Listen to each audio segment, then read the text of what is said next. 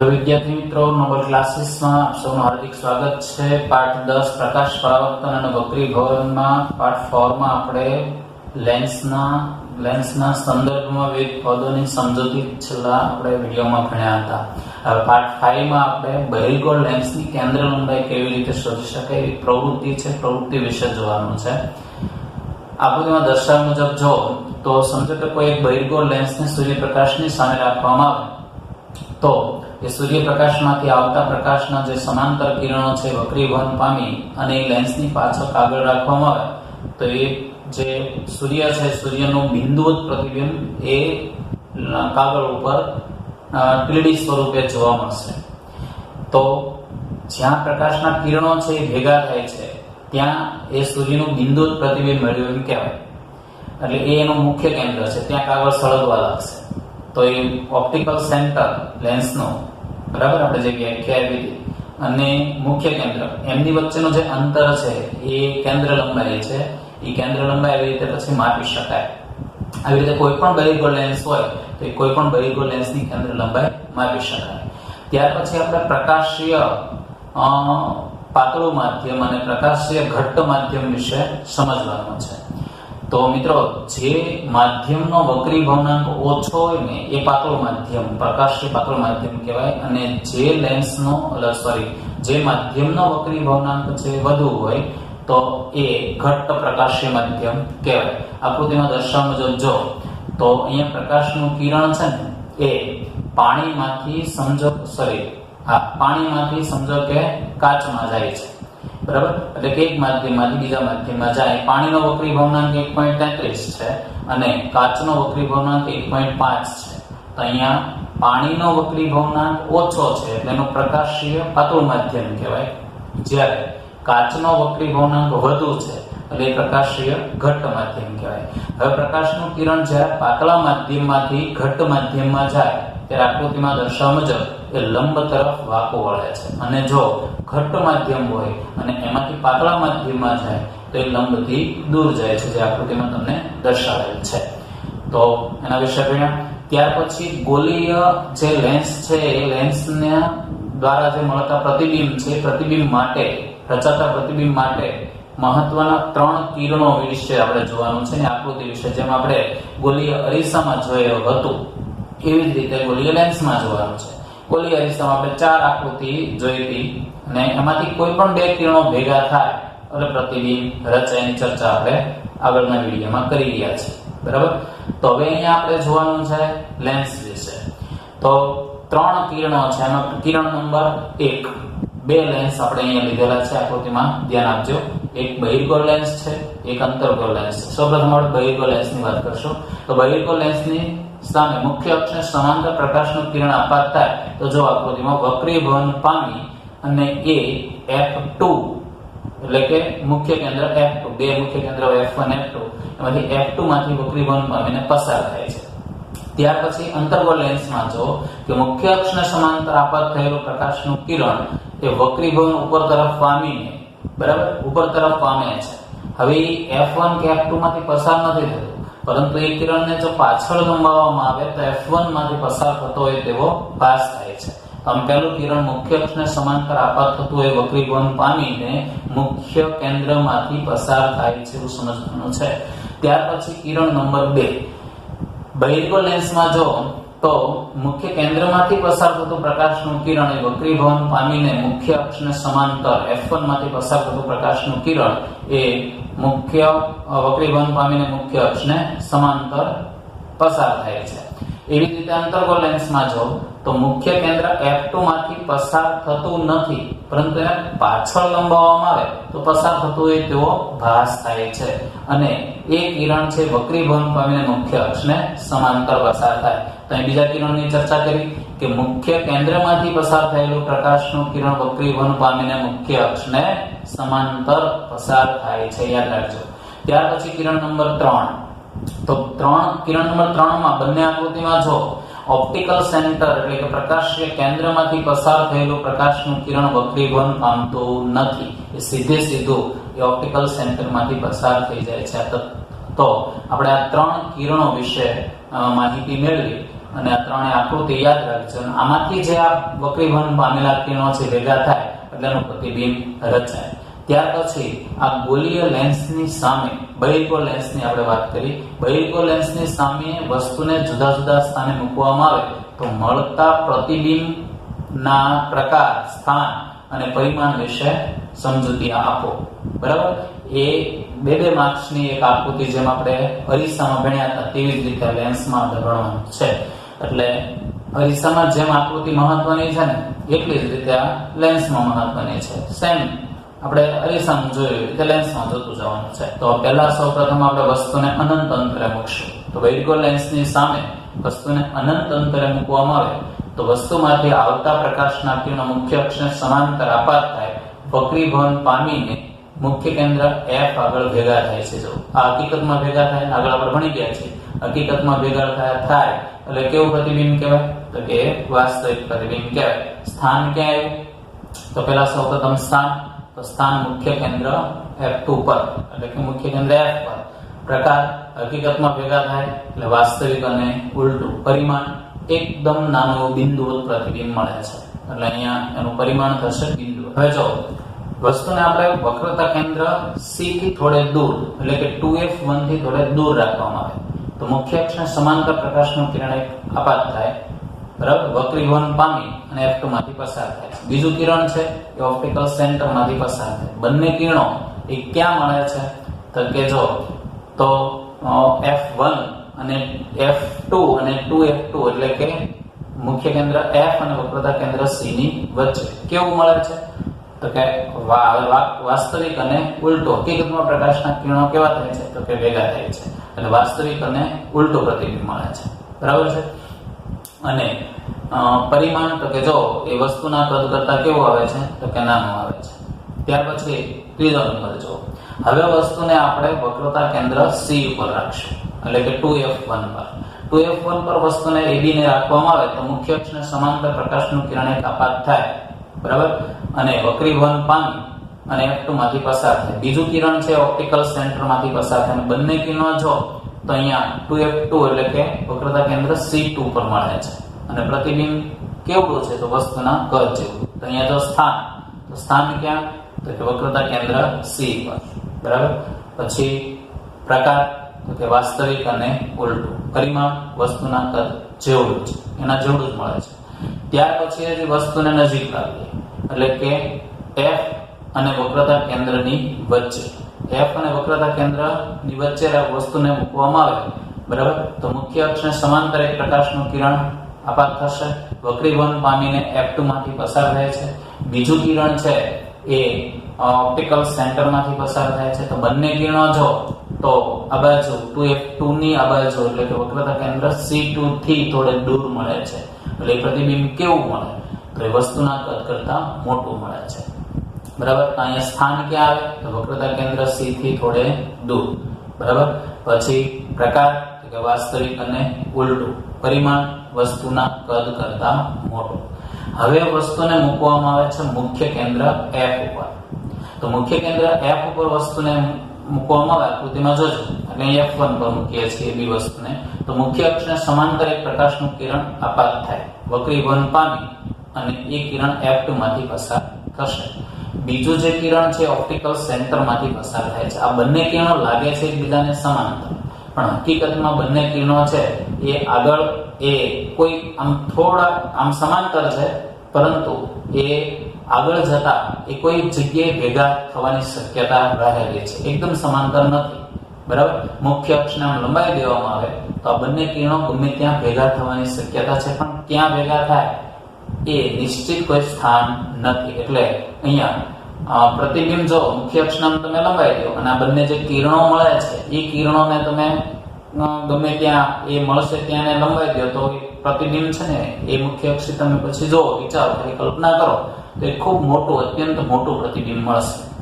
તો અહીંયા પ્રતિબિંબનું સ્થાન ક્યાં આવે? તો અનંત અંતરે. ક્યાં મળે નક્કી નથી. એટલે બરાબર, અને પ્રકાશના કિરણો ભેગા થશે એટલે પ્રતિબિંબનો પ્રકાર કેવો આવશે? તો કે વાસ્તવિક અને ઉલટું.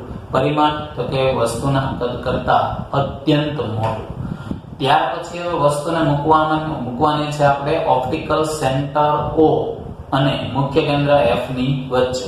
તો O અને F ની વચ્ચે વસ્તુ AB ને મૂકેલી છે, તો મુખ્ય અક્ષને સમાંતર પ્રકાશનું કિરણ એક આપાત થાય, વક્રીભવન પામી F2 માંથી પસાર થાય. બીજું કિરણ જો તો ઓપ્ટિકલ સેન્ટર એટલે પ્રકાશીય કેન્દ્રમાંથી પસાર થાય. આ બંને કિરણો છે એ બંને કિરણો આમ જો તો ફંટાઈ જાય છે, બરાબર. બંને કિરણો અપસારી છે, ક્યાંય ભેગા નહીં થાય, એટલે ક્યાંય પ્રતિબિંબ લેન્સની સામે રચાવાની કોઈ શક્યતા નથી, બરાબર.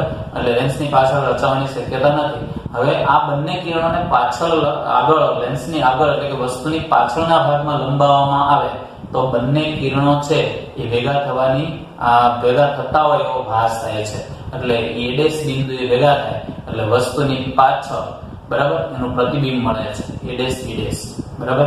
આવી રીતે કોઈ વસ્તુને બહિર્ગોળ લેન્સમાં O અને F ની વચ્ચે મૂકીએ તો એ વસ્તુની પાછળ આભાસી ચત્તુ અને વસ્તુના કદ કરતા મોટું પ્રતિબિંબ મળે. તો અહીંયા પ્રતિબિંબનું સ્થાન ક્યાં થશે? તો કે લેન્સની આગળ એટલે કે વસ્તુની પાછળ. પ્રકાર કયો થશે? તો કઈ ભેગા નથી થતા, ભાસ થાય છે, એટલે પ્રતિબિંબનો પ્રકાર થશે આભાસી અને ચત્તુ.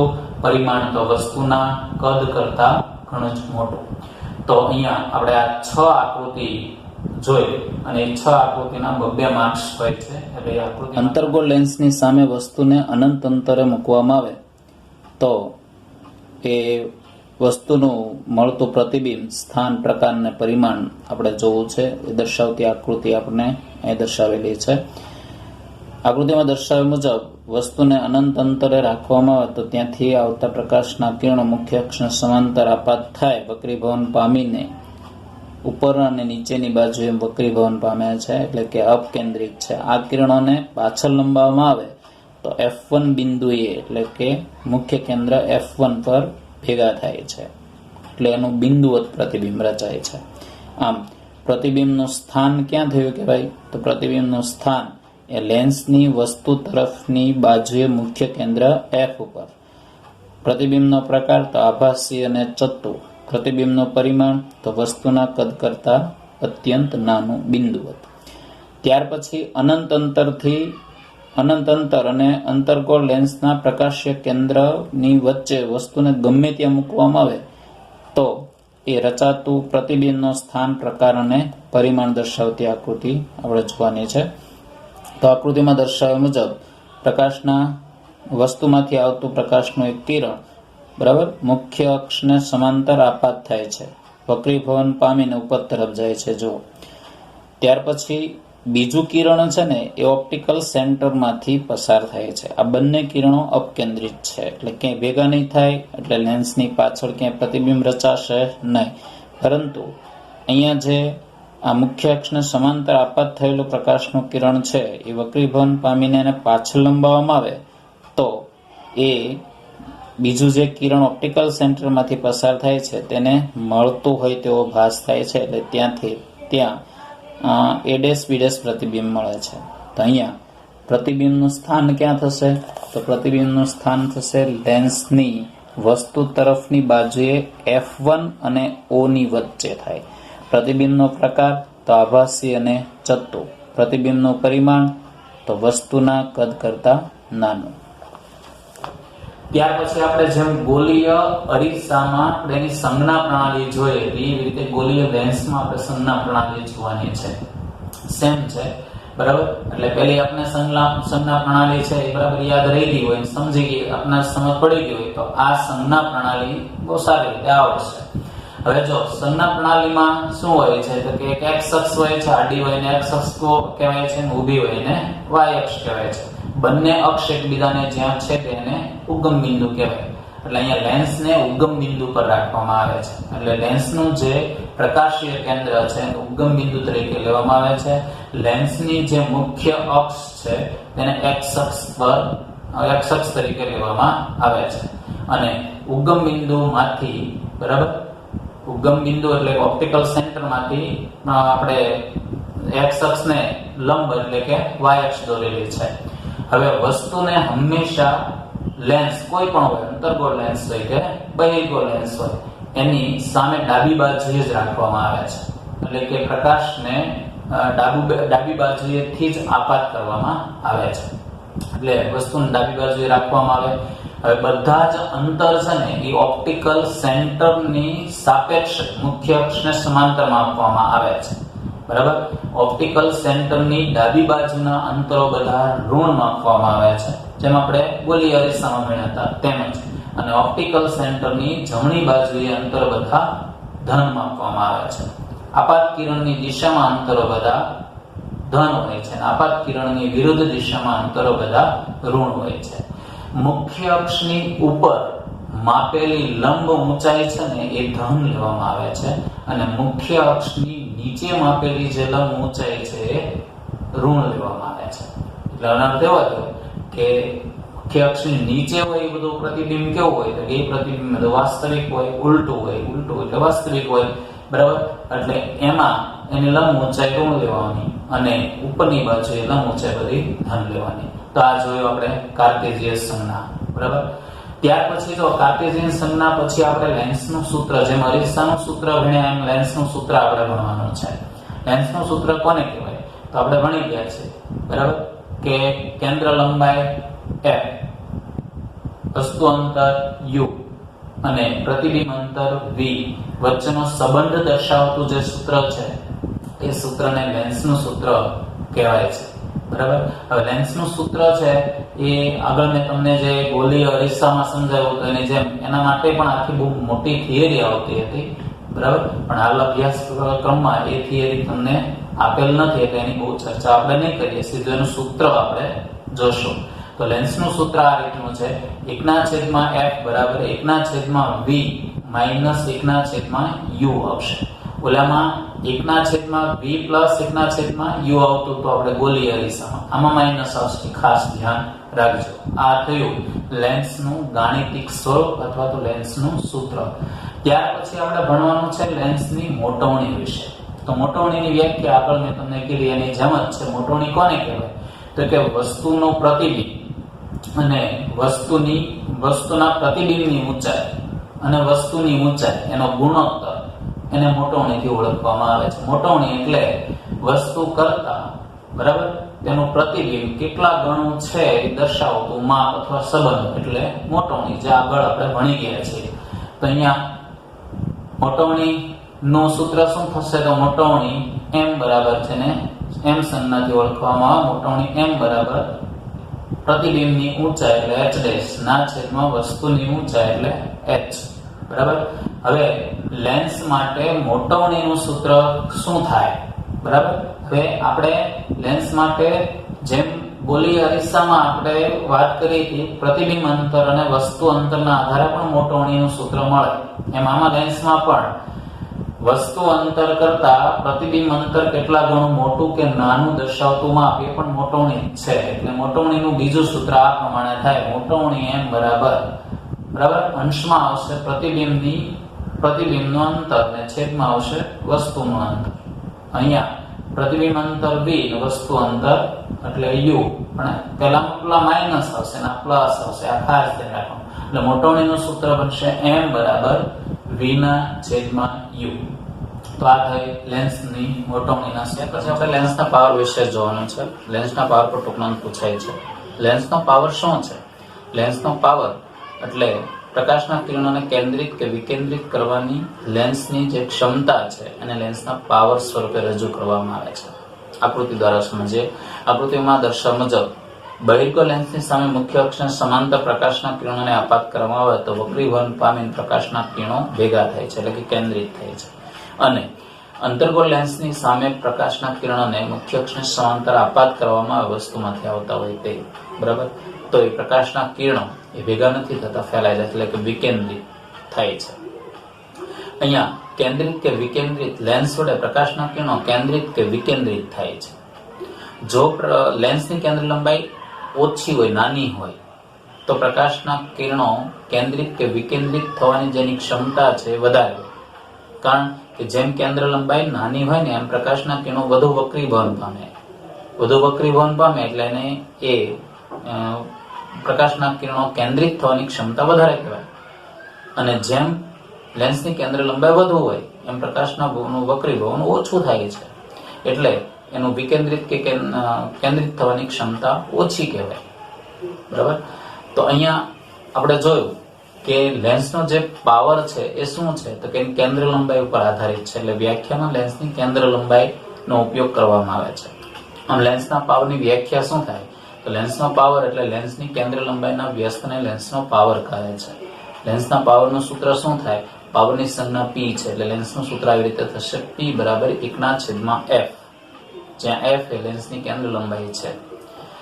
લેન્સના પાવરનો SI એકમ ડાયોપ્ટર છે, જેને સંજ્ઞા D થી ઓળખવામાં આવે છે. એટલે 1 ડાયોપ્ટર એટલે શું તો કે 1 ડાયોપ્ટર બરાબર 1/1 મીટર, બરાબર. એટલે મીટરની -1 થાય. એટલે એનો અર્થ એવો થાય કે 1 મીટર કેન્દ્ર લંબાઈ ધરાવતો જે લેન્સ હોય ને એ લેન્સનો પાવર 1 ડાયોપ્ટર હોય, અથવા તો 1 ડાયોપ્ટર પાવર ધરાવતા લેન્સની કેન્દ્ર લંબાઈ 1 મીટર હોય છે. એનો અર્થ એવો થાય છે. હવે આપણે આ નવી સંજ્ઞા પ્રણાલી મુજબ બહિર્ગોળ અને અંતર્ગોળ લેન્સ વિશે આપણે જોયું. તો બહિર્ગોળ લેન્સ અને અંતર્ગોળ લેન્સને કેન્દ્ર લંબાઈ બે સાઈડ હોય, તેમાંથી કઈ લેવાય? તો સંજ્ઞા પ્રણાલી મુજબ બહિર્ગોળ લેન્સની કેન્દ્ર લંબાઈ છે એ જમણી બાજુ લેવામાં આવે છે, એટલે કે ધન લેવામાં આવે છે, અને અંતર્ગોળ લેન્સની કેન્દ્ર લંબાઈ ડાબી બાજુ એટલે કે ઋણ લેવામાં આવે છે. એના ઉપરથી બહિર્ગોળ લેન્સનો પાવર છે એ ધન ગણવામાં આવે છે અને અંતર્ગોળ લેન્સનો પાવર ઋણ ગણવામાં આવે છે, બરાબર છે. ત્યાર પછી આપણે જે આંખના ડોક્ટર, જેને આપણે ઓપ્ટિશિયન કહીએ છીએ, ઓપ્ટિશિયન એટલે કે આંખના ડોક્ટર, એ પ્રિસ્ક્રિપ્શન પર જે આંખના નંબર લખીને આપે છે એ હકીકતમાં શુદ્ધિકારક લેન્સનો પાવર છે. લેન્સનો પાવર માપવા માટેનું જે સાધન છે એ સાધનનું નામ ડાયોપ્ટોમીટર છે. યાદ રાખજો, શું નામ છે? ડાયોપ્ટોમીટર. હવે ઉદાહરણ જોઈએ. દાખલા તરીકે કોઈ ચશ્મા હોય, ચશ્માના નંબર છે એ એટલે એનો પાવર છે એ 2.0 ડાયોપ્ટર હોય. તેનો અર્થ એવો થાય +2.0 ડાયોપ્ટર. તેનો અર્થ એવો કે આ ચશ્મામાં જે લેન્સ છે એ કયો લેન્સ છે? પ્લસ છે. એનો અર્થ એમ કે બહિર્ગોળ લેન્સ છે. અને એ લેન્સની કેન્દ્ર લંબાઈ એ સૂત્ર પ્રમાણે જો તો પાવરનું સૂત્ર P બરાબર 1/f, તો f બરાબર 1/p થાય, તો 1/2 એટલે 0.5. એનો અર્થ એમ કે લેન્સની કેન્દ્ર લંબાઈ 0.5 મીટર થાય. એવી જ રીતે કોઈ ચશ્મા હોય, ચશ્માનો પાવર છે, લેન્સનો પાવર એ -2.5 ડાયોપ્ટર છે. એનો અર્થ એવો થાય કે -2.5 ડાયોપ્ટર હોવાથી એ જે લેન્સ છે એ અંતર્ગોળ લેન્સ છે એને ચશ્માની અંદર, બરાબર. અને એ ચશ્માનો જે કેન્દ્ર લંબાઈ છે સૂત્ર પ્રમાણે P બરાબર 1/1 મેં હમણાં કીધું તેમ, તો એટલે -1/2.5 એટલે એનો જવાબ આવે 0.4. એટલે એની કેન્દ્ર લંબાઈ છે 0.4 મીટર હોય. એટલે તો અહીંયા આપણે આ લેન્સના પાવર વિશે ભણ્યા, બરાબર. એટલે અહીંયા આપણે આમ જોઈએ તો પ્રકરણ હવે પૂર્ણ થાય છે, પરંતુ આ પ્રકરણના દાખલા હજુ સુધી આપણે ગણ્યા નથી, બરાબર. નેક્સ્ટ આપણે વિડીયો માત્ર દાખલા માટે જ એક વિડીયો પાર્ટ 6 એ દાખલા માટે આવશે, બરાબર. એટલે પાર્ટ 6માં આપણે આમાં જે દાખલા આવે છે એ દાખલા માટે આપણે એક વિડીયો આપીશું. નમસ્કાર.